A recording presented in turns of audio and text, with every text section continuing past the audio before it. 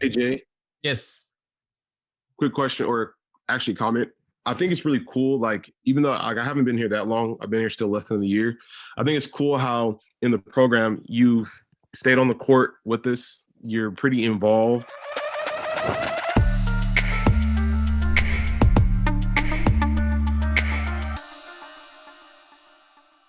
And then also, like, even though I'm working towards getting on every call, I've kind of just by being around the roadmap, I went and got a car. It wasn't a Tesla, but it it was something smaller, And even for me, like that's even bringing in like an extra $500 a month. It's just just a testimony to to us who are still staying with the program. It's just kind of cool to see you like on the court doing stuff with us. For those who have been in like just different programs or tried different things, and personally, I've put like a lot of money into just trying to be an entrepreneur or being an entrepreneur, not even trying. And it's just kind of cool to see, even if you didn't share anything with us, and you were just doing it for your own gain or whatever, just by being on the court, seeing how we're involved, I think that's really unique. Seeing the global aspect, the different people, Ben, his challenges, is just very, the diversity of people. Just what we're doing is not just real estate, but it's the whole gamut. That's pretty cool. So, I just wanted to say that real quick because it's pretty cool. You rarely get a chance to see it. Awesome. I appreciate that. And I guess the way of saying that is it's what I felt I was missing, right? I had to imagine it in my head. What would that look like? And and until I did it, until I, stumbled forward and let it materialize before me, it was just more challenging to move. It was more challenging to move and to move quickly. So it's just born out of trying to make it easier for everyone else to be able to move forward too. That's really it. I mean, if you can see, oh, that's what that's supposed to look like. That's how that happens. Well, why didn't you just say so?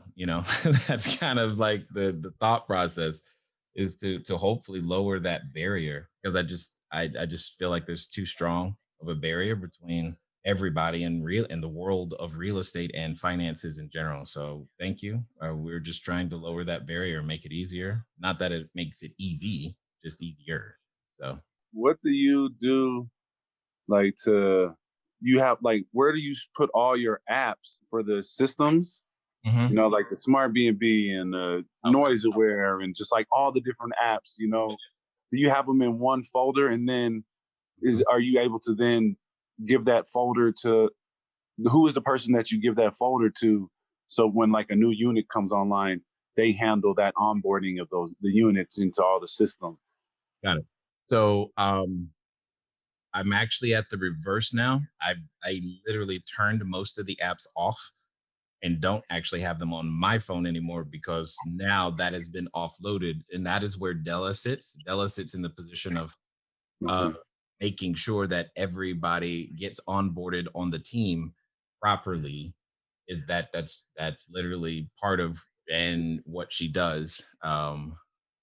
That's what she designed. She designed the process to make sure that everybody gets onboarded properly on that side of the business with all of the correct apps and all of the correct logins and all of the correct policies and procedures on our SOP board so that she knows or so that they know what their job is and what to do and how to do what to do from technically from day one, but yet they train with another person for a while and then they fly solo. You'll need a customer experience manager, and once you're ready to go to 24/7, it'll take at least 5 people.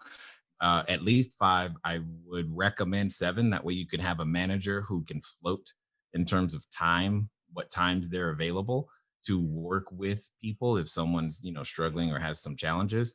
And you can also have I think we do a 1 hour overlap on both sides so that transition can happen because you can't have someone stop at 8 o'clock and a new person start at 8 o'clock.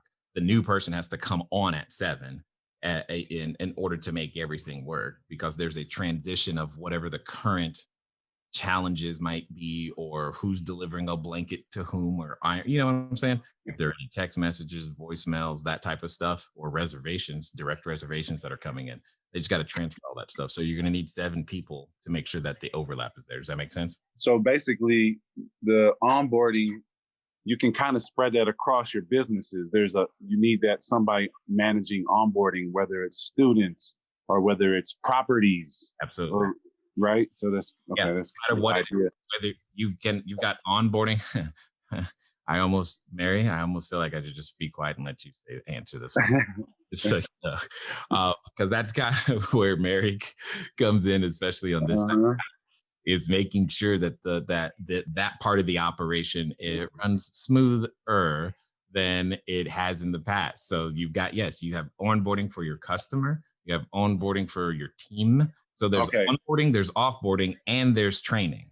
All of those have to get made into separate systems, so that when you bring on a new unit, because you've heard me say this, if you doubled the number of units tomorrow, does your personal workload increase or fall? The answer to that is yes, it does. Then there's something inside of your system that's missing. Identify the missing parts of the system. And it sounds like that's what you're doing right now, at least the last couple of days, because you've been asking much different questions than what you normally do. So something's happening over there, and I'm excited by it. So, but that's what you've got to have that piece in order to make that work.